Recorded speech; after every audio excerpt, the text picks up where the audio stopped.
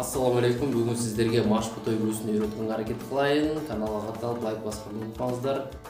Оңыздың бөлініші ре, ля, ре нотасына бөлінеді. Астын қиғылдан ортон менен ля нотасын басасыздар. Ал эми ортон қиғылдан ноталар қағазға жазып алсаңыз болады. Ре, ми, фа ноталары.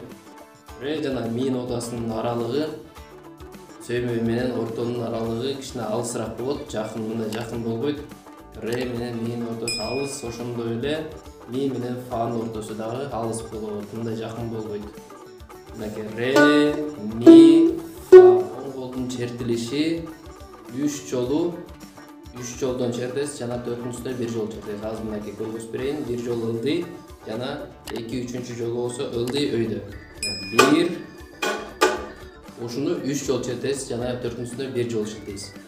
1 2 эми 3 анан 4 1 2 3 4 1 2 3